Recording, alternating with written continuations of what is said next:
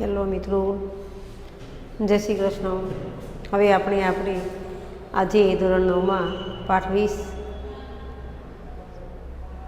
જોઈશું. પાઠનું નામ છે સંસ્કૃત ભાષા વૈશિષ્ટ્યમ. સંસ્કૃત ભાષાની વિશેષતાઓ. કે વયમ જાનામી સંસ્કૃત ભાષાએ સર્વસ્વ ભાષાય જનની વર્તતે. આપણે જાણીએ છીએ કે સંસ્કૃત ભાષા બધી ભાષાઓની માતા છે. અથચ સંસારીય ભાષા સંતિ. આ ભાષા છે તાસુ સંતિ, પરંતુ પ્રાચીનતમ ભાષા બધી ભાષાઓની પ્રાચીન જુદી ભાષા છે. અશે ભાષા અનેકવિધ વિશેષતા હશે. આ ભાષાઓમાં જુદી જુદી અનેક વિવિધ વિશેષતાઓ રહેલી છે. ઉદાહરણ રૂપેણ કિંચિત વૈશિષ્ટ પ્રદર્શન કરેલી. ઉદાહરણ રૂપેણ થોડીક વિશેષતાઓ પ્રદર્શિત પણ કરેલી છે. મિત્રો, હવે બીજો પગલું આપણે જોઈશું. પ્રથમ વિશેષતા કઈ છે? તો સંસારસ્ય સમસ્તસ્ય પુસ્તકાલયેષુ. સંસારના સમસ્ત પુસ્તકાલયમાં પ્રાચીન ગ્રંથ વર્તતે ઋગ્વેદ. કે પ્રાચીન ગ્રંથ એવો કયો છે? ઋગ્વેદ. અયમપી સંસ્કૃત ભાષા એવમ ગ્રંથ. એ આપણી સંસ્કૃત ભાષાનો ગ્રંથ છે. એવમ સંસારસ્ય પ્રથમ પુસ્તકામી. કે આ સંસારના પ્રથમ પુસ્તક પણ સંસ્કૃત અપી સંસ્કૃતસ્ય વર્તતે. સંસ્કૃતનું જ પુસ્તક છે. નહીં કે અન્યથા કંચિત અન્યથા ભાષાએ, નહીં કે બીજી ભાષાઓનું. કે દ્વિતીય વિશેષતા. પહેલી વિશેષતા જોઈએ કે સંસારમાં જે કંઈ પુસ્તકો છે બધી ભાષાઓની માતા સંસ્કૃત છે. હવે બીજી વિશેષતા કઈ છે મિત્રો, એ આપણે જાણીએ. તો બીજી વિશેષતા એ છે કે સંસ્કૃત ભાષાયા વર્ણમાલા અસ્તિ તત્ર ચ વર્ણક્રમ નિર્ધારિત વર્તતે સક. વૈજ્ઞાનિક તાર્કિક ચ અસ્તિ પ્રકૃતિ સર્વેભ્યમ માનવેભ્યમ યત ઉચ્ચારણ તંત્ર પ્રાપ્તમ અસ્તિ તસ્ય અનુસાર કૃત્વા અત્ર વર્ણમાલા વર્ણાનુક્રમ નિર્ધારિત વર્તતે. ઉચ્ચારણ તંત્રસ્ય અનુસારમ અકારસ્ય ઉચ્ચારણ પ્રથમ ભવતિ. અત વર્ણમાલાએ અકાર પ્રથમ વર્તતે. એવમેવ વ્યંજનો વર્ણેષુ કકારસ્ય વર્ણમ પૂર્વ ચકારસ્ય ક્રમો નિર્વર્તતે તસ્યાપી કર્ણાભિ ભેદમ અસ્ય. અન્યેષુ ભાષાયાં ચ વર્ણમાલા સંતિ તત્ર એતાદૃશ્ય તાર્કિક વૈજ્ઞાનિક ક્રમ ન મિલતિ. હવે જુઓ મિત્રો, દ્વિતીય વિશેષતા. બીજી વિશેષતા એ છે કે સંસ્કૃત ભાષાએ વર્ણમાલા અસ્તિ. સંસ્કૃત ભાષામાં વર્ણમાલા છે. માનવ સર્વેભ્યમ ય વર્ણમાલા અસ્તિ તત્ર વર્ણક્રમ નિર્ધારિત વર્તતે. ત્યાં વર્ણક્રમ નિર્ધારિત કરેલો છે. સ્વવૈજ્ઞાનિકમ. તે વૈજ્ઞાનિકોએ તાર્કિક ચ અસ્તિ. તે વૈજ્ઞાનિકો અને તાર્કિક છે. પ્રકૃતિ સર્વેભ્યમ માનવ્યમ યત. કે પ્રકૃતિ મનુષ્યનું જે ઉચ્ચારણ તંત્ર પ્રાપ્ત કરેલ છે તેને અનુસરીને ઉચ્ચારણ તંત્ર અનુસાર વર્તન કરતી. તેને અનુસાર વર્ણમાલા વર્ણાનુક્રમ નિર્ધારિત વર્તતે. તેની અનુસાર વર્ણમાલાનો ક્રમ નિર્ધારિત કરેલ છે. ઉચ્ચારણ તંત્રસ્ય. કે ઉચ્ચારણ તંત્ર અનુસાર અકારસ્ય ઉચ્ચારણ. અકારનું ઉચ્ચારણ પ્રથમ ભવતિ. પ્રથમ હોય છે. અત વર્ણમાલા. તેથી વર્ણમાલા અકાર પ્રથમ વર્તતે. તેથી અકાર પ્રથમ પહેલો છે. એવમ વ્યંજન વર્ણેષુ. એવી રીતે વ્યંજન વર્ણોમાં કકારસ્ય. કકારનો કકાર છે ક્રમો. કકારનો ક્રમ પૂર્વ ચકારસ્ય પ્રથમ છે અને ચકાર ક્રમનો પશ્ચાત વર્તપે પછી આવેલો છે. તસ્યાપી કારણભેદમ.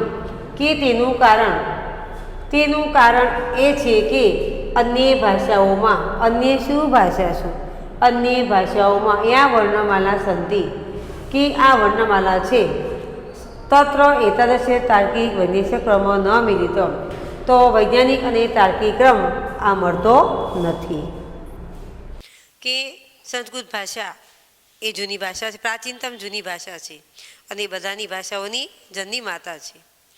તો ત્રીજી વિશેષતા એ છે કે તૃતીયા વિશિષ્ટમ ત્રીજી વિશેષતા એ છે કે આચાર્યનો પાણિનીના વિરચિતમ અષ્ટાધ્યાયી નામના પ્રસિદ્ધ સંસ્કૃત વ્યાકરણમ માનવ મસ્તકસ્ય સર્વોત્તમ કૃતિ વર્તતે એતાદશે વ્યાકરણમ અન્યત્ર ન ઉપલબ્ધે. કે ત્રીજી વિશેષતા કઈ છે?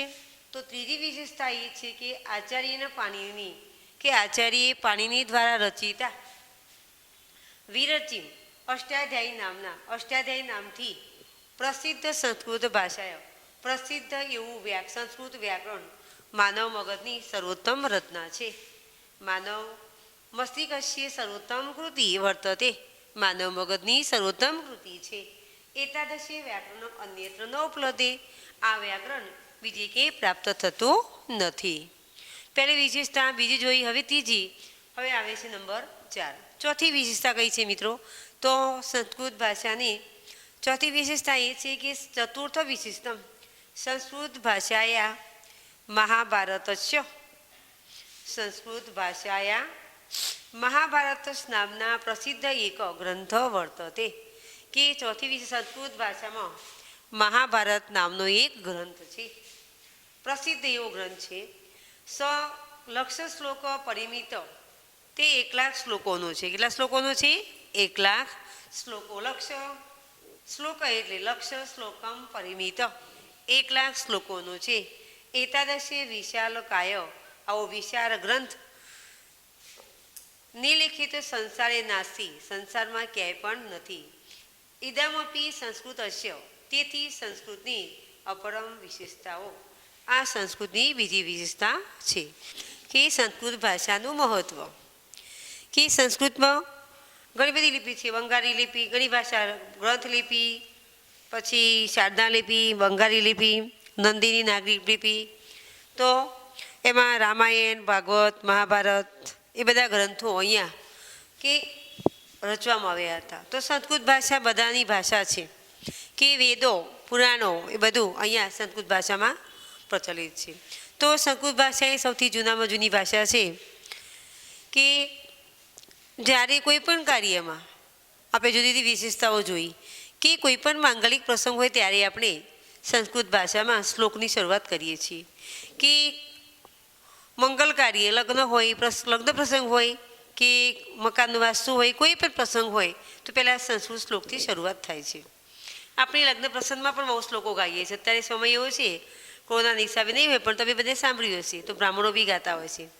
ગંગે ચમુને ગોદાવરી સરસ્વતી નર્મદા સિંધુ કાવેરી. તો એવા શ્લોકો પણ અહીંયા પવિત્ર, બધી નદીઓની પવિત્ર પાવન જળ માટે બોલાવવામાં આવે છે. તો એ બધું અહીંયા સંસ્કૃત ભાષામાં વર્ણન કરેલું છે. તો જો મિત્રો અહીંયા પાંચમી વિશેષતા જોઈશું. કઈ વિશેષતા જોઈશું આપણે? પાંચમી વિશેષતા એ છે કે રામાયણ નામ સુપ્રસિદ્ધ આદિકાવ્ય અસ્તિ. કે પાંચમી વિશેષતામાં રામાયણ નામનું સુપ્રસિદ્ધ આદિકાવ્ય છે. કેવું કાવ્ય છે? આદિકાવ્ય. પુરાતને ભારતે ગ્રંથમ અનેકેશુ ગ્રંથે લિપિશુ લિખતી. કે આ સૌપ્રથમ કે આ કાવ્યની રચના સૌપ્રથમ થઈ હોય તેવું માનવામાં આવે છે. સંપ્રતિમ કઈ કઈ ભાષાઓ? નેવારી, મૈથિલી, બંગાળી, દેવનાગરી, તૈલુક ગ્રંથ, મલયાલમ, શારદા ઇત્યાદિશુ લિપિશુ લિખતો. કયા કયા ગ્રંથ છે? તો નેવારી, મૈથિલી, બંગાળી, દેવનાગરી, તૈલુક ગ્રંથ, મલયાલમ, શારદા એ બધા ગ્રંથોનું વર્ણન કરેલું છે. એ ગ્રંથમ, આ બધા ગ્રંથો જે નામ આપી છે તે એ બધા ગ્રંથો તૈલુક, મલયાલમ, શારદા વગેરે લિપિઓમાં લખાયેલા મળે છે. મિલતી એટલે આ બધી જુદી જુદી ભાષામાં લખાયેલા ગ્રંથો મળે છે, મિલતી મળે છે. સંસ્કૃત ભાષાયા કે સંસ્કૃત ભાષામાં આવા એતાદશા બહુ એટલે ઘણા બધા, આવા ઘણા બધા ગ્રંથો સંતિ એટલે આવા ઘણા બધા ગ્રંથો છે. એ પ્રાચીન કાલે અનેકાશુ લિપિમાં કે અનેક લિપિમાં, પ્રાચીન કાળમાં અનેક લિપિમાં લખાયેલા હતા. એતાદશા ઉપરમ અપી સંસ્કૃતસ્ય વિશિષ્ટમ અસ્તિ. આ સંસ્કૃતની વિશેષતા છે. હવે આપણે છઠ્ઠી વિશેષતા જોઈશું. પાંચમી પૂરી થઈ ગઈ. છઠ્ઠીમાં ષષ્ઠ વિશિષ્ટાય. છઠ્ઠી વિશેષતા એ છે કે સંસ્કૃત ભાષાએ પંચતંત્ર નામક ગ્રંથ પ્રાય સંસ્કૃત ભાષાનો પંચતંત્ર નામનો ગ્રંથ લગભગ વિશ્વસ્ય સર્વાસુ ભાષામાં વિશ્વની બધી ભાષાઓની અનુદિત થયેલો જોવા મળે છે. તો સૌભાગ્ય અન્ય કોઈ કશ્યાચિત્તમ ભાષાય કોઈ પણ ભાષાના ગ્રંથને ન પ્રાપ્ત થતું નથી. તો મિત્રો આપણે પહેલી વિશેષતામાં જોયું, બીજી, ત્રીજી, ચોથી, પાંચમી અને છઠ્ઠી 8 વિશેષતાઓ છે મિત્રો. તો દરેકમાં અલગ અલગ વિશેષતાઓ સમજવામાં આવી છે.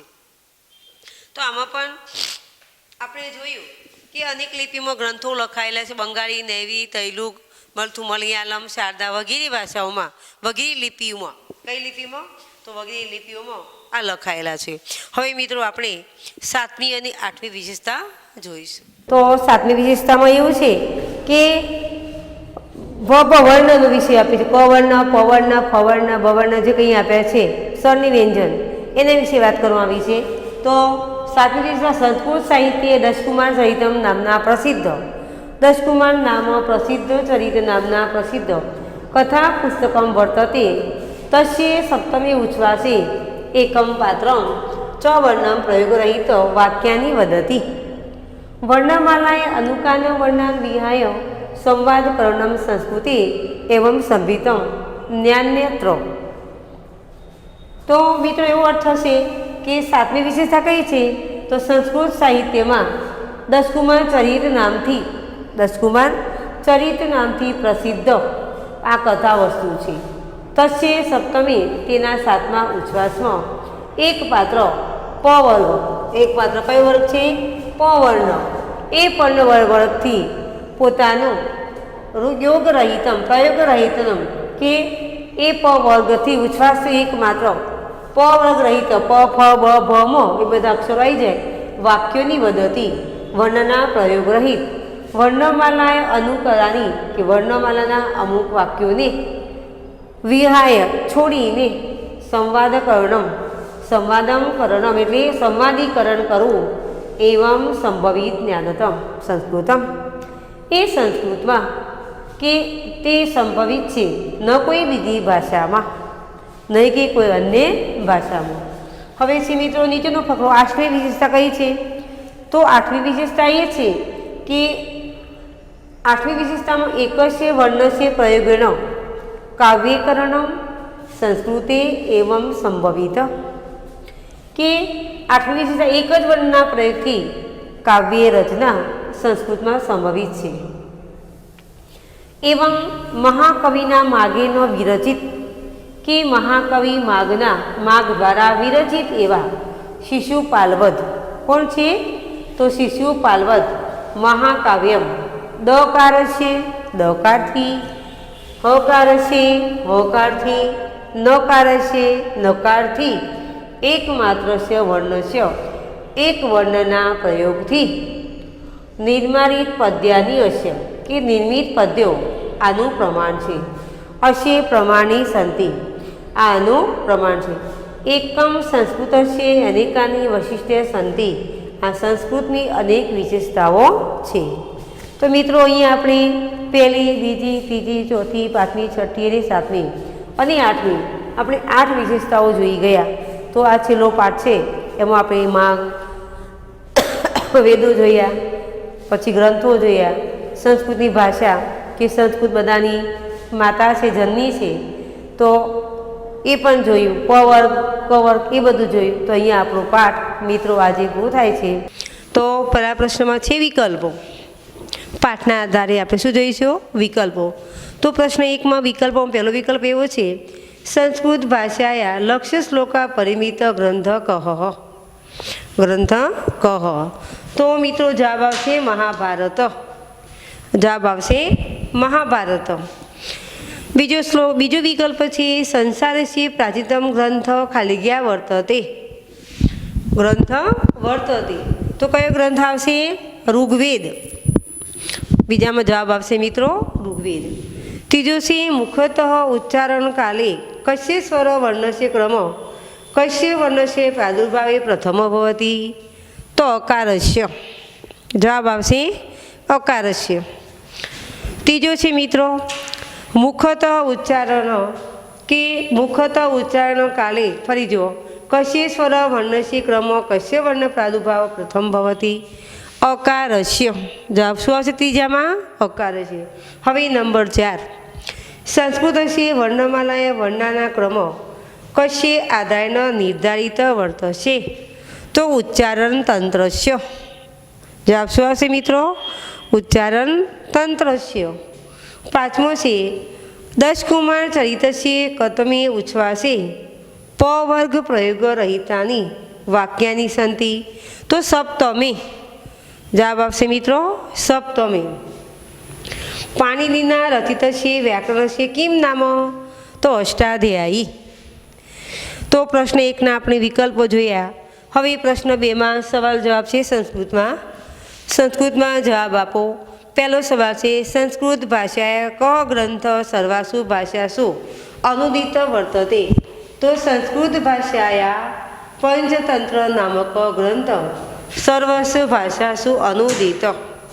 હવે નંબર 2માં સવાલ એવો છે કે વ્યંજનેષુ કશ્ય ક્રમ પ્રથમ વર્તતે તો કકારસ્ય ગ્રંથ પ્રથમ વર્તતે। ત્રીજો છે સવાલ માગેન રચયિતા કાવ્યસ્ય નામ કિમ વર્તતે તો કાવ્યસ્ય નામ માગેન વર્તતે કાવ્યસ્ય નામ શિશુપાલવદ વર્તતે। હવે નંબર 4 છે ઋગ્વેદ કીદૃશ્ય ગ્રંથ વર્તતે તો ઋગ્વેદ કેવો ગ્રંથ છે જૂનો પ્રાચીનતમ ગ્રંથ વર્તતે। ઋગ્વેદ એ જૂનો ગ્રંથ છે તો એનો મિનિંગ એવો થાય ઋગ્વેદ પ્રાચીનતમ ગ્રંથ વર્તતે। હવે છેલ્લો સવાલ છે મિત્રો મહાભારત કતિ શ્લોકા સંતિ બધાએ સાંભળ્યું છે તો મહાભારત 1,00,000 શ્લોકા 1,00,000 શ્લોકા વર્તતે। અહીંયા મિત્રો પ્રશ્ન 1 અને 2 આપણો પૂરો થાય છે। હવે આપણે ત્રીજો સવાલ જોઈશું। હવે મિત્રો આપણે પ્રશ્ન 3 જોઈશું। ધોરણ 9 વિષય સંસ્કૃત પાઠ કયો છે 20 એમાં પ્રશ્ન 3માં પ્રશ્ન વાક્ય બનાવવાના છે કે સંસ્કૃતસ્ય કાલિકા પ્રદર્શયામિ। સવાલ એવો છે મિત્રો કે સંસ્કૃતસ્ય વિશિષ્ટ પ્રદર્શનમ તો સંસ્કૃતસ્ય કિમ પ્રદર્શનમ વ્યસ્તત કિમ શબ્દ આવશે શું આવશે કિમ સંસ્કૃતસ્ય કિમ પ્રદર્શનયામઃ। બીજામાં આવશે કહ પ્રાચીનતમ ગ્રંથ કે વર્તતે તો કહ પ્રાચીનતમ ગ્રંથ વર્તતે પ્રાચીનતમ ગ્રંથ વર્તતે। હવે ત્રીજો સવાલ છે સંસ્કૃત ભાષા ભારતીય ભાષાના વર્ણિ તો સંસ્કૃત ભાષા કાસામ જનની સંસ્કૃત ભાષા કાસામ જનની। હવે મિત્રો ત્રીજો સવાલ એવો છે કે ખાલી ક્યાં ગ્રંથ સર્વાસુ ભાષાસુ અનિર્દિત વર્તતે તો કહ આવશે કહ ગ્રંથ સર્વાસુ ભાષાસુ અનુદિત વર્તતે તો પહેલામાં આપણે જોઈએ કિમ બીજામાં કહ ત્રીજામાં કાસામ અને ચોથામાં આવશે કહ। હવે મિત્રો પ્રશ્ન 4માં એવું છે એકવચન દ્વિવચન બહુવચન અહમ આવામ વયમ આપણે જોઈએ કે અહમ ગચ્છામી હું જાઉં છું આવામ ગચ્છામી અમે બે જઈએ છીએ વયમ ગચ્છામી અમે બધા જઈએ છીએ। તો અહીંયા એકવચન દ્વિવચન અને બહુવચન એકવચનમાં ગ્રંથેન તો અહીંયા આવશે ગ્રંથાભ્યામ બહુવચનમાં ગ્રંથહિ। બીજું વાક્ય છે વાક્યમ તો દ્વિવચનમાં આવશે વાક્ય અને બહુવચનમાં આવશે વાક્યાની। સપ્તમી એકવચન બહુવચનમાં સપ્તમયો અને બહુવચનમાં સપ્તેષુ। બીજું વાક્ય છે આચાર્ય એના પછીનું આચાર્ય એકવચનમાં દ્વિવચનમાં આચાર્યો અને બહુવચનમાં આચાર્યો। હવે છેલ્લું છે એમાં ભાષાયામ એકવચન દ્વિવચનમાં ભાષાયો અને બહુવચનમાં ભાષા શું। તો એકવચન, દ્વિવચન અને બહુવચન. હવે પ્રશ્ન 5 છે, ગુજરાતી વાક્યોનું સંસ્કૃત કરો, પણ જોઈને લખવાનું છે. જવાબ સાથે આપેલું છે ટેક્સ્ટ બુકમાં, એટલે પ્રશ્ન 4 જોઈને લખો, પ્રશ્ન 5 જોઈને લખો. હવે પ્રશ્ન 6, 3માં આપણે જોયું વાક્યો બનાવવાના, 4માં જોઈએ એકવચન, દ્વિવચન, બહુવચન, પ્રશ્ન 5માં જોયું કે જોઈને લખવાનું. હવે આપણે પ્રશ્ન 6 માતૃભાષામાં જવાબ આપો. તો પહેલો છે, સંસ્કૃત ભાષાની કોઈ પણ 2 વિશેષતાઓ જણાવો. તો સંસ્કૃત ભાષાની પ્રથમ વિશેષતા એ છે કે સંસારના બધા જ ગ્રંથોમાં, સમસ્ત પુસ્તકોમાંથી સૌથી પ્રાચીન ગ્રંથ ઋગ્વેદ છે, જે સંસ્કૃત ભાષામાં લખાયેલો છે. ફરી જુઓ મિત્રો કે પહેલી વિશેષતા એ છે કે સંસ્કૃત ભાષાના સમસ્ત પુસ્તકોમાંથી ઋગ્વેદ ગ્રંથ એ જૂનો ગ્રંથ છે. કેવો ગ્રંથ છે? પ્રાચીન ગ્રંથ છે. તે સંસ્કૃત ભાષામાં લખાયેલો છે. એની બીજી વિશેષતા એ છે કે સંસ્કૃત ભાષામાં જે વર્ણમાલા છે એ વર્ણનો ક્રમ વૈજ્ઞાનિક અને તાર્કિક રીતે નિર્ધારિત કરેલો છે. તો પહેલા સવારમાં 2 વિશેષતા આપણે જોઈ. પહેલી જોઈ કે સમસ્ત ગ્રંથોમાં પહેલો જૂનો ગ્રંથ છે ઋગ્વેદ છે. કયો ગ્રંથ છે? ઋગ્વેદ. એ સંસ્કૃત ભાષામાં લખાયેલો છે. બીજી વિશેષતા આપણે જોઈએ કે સંસ્કૃત ભાષામાં જે વર્ણમાલા છે એ વર્ણમાલાનો ક્રમાંક વૈજ્ઞાનિક અને તાર્કિક રીતે નિર્ધારિત કરેલો છે. હવે મિત્રો આપણે પ્રશ્ન છેલ્લો છે 6, એનો બીજો સવાલ જોઈશું આપણે કે સંસ્કૃત ભાષાની વિશેષતાઓ વર્ણવો. તો સંસ્કૃત ભાષાની વિશેષતા એ છે કે તેના વર્ણનો ક્રમ વૈજ્ઞાનિક રીતે નિર્ધારિત કરેલો છે અને તાર્કિક દ્રષ્ટિએ ઉચ્ચારણ તંત્ર અનુરૂપ નિર્ધારિત કરવામાં આવે છે. કુદરત પાસેથી બધા માનવોની ઉચ્ચારણ તંત્ર પ્રાપ્ત છે. તેના અનુસરણ કરીને વર્ણનો ક્રમ નિર્ધારિત કરે છે. બીજી ભાષામાં આવો વૈજ્ઞાનિક અને તાર્કિક ક્રમ જોવા મળતો નથી. એ જ આ ભાષાની મુખ્ય વિશેષતા છે. કે હવે બીજો સવાલ છે એના પછીનો, 10 કુમાર સાહિત્યની વિશેષતાઓ દર્શાવો. તો મહાકવિ દંડી દ્વારા રચયિતા 10 કુમાર ચરિતમના 7મા ઉચ્છ્વાસમાં રચિત 10 કુમાર ચરિતના 7મા ઉચ્છ્વાસમાં રચિત એક પાત્ર પવર્ગ એટલે કેવો? ફ, પ, બ, ભ અને મ ના પ્રયોગ વગર વાક્યો બોલે છે અને વર્ણમાલાના અમુક જે ક્રમ છે એ વર્ણોને છોડીને સંવાદ રચના માત્ર સંસ્કૃતમાં જ શક્ય છે.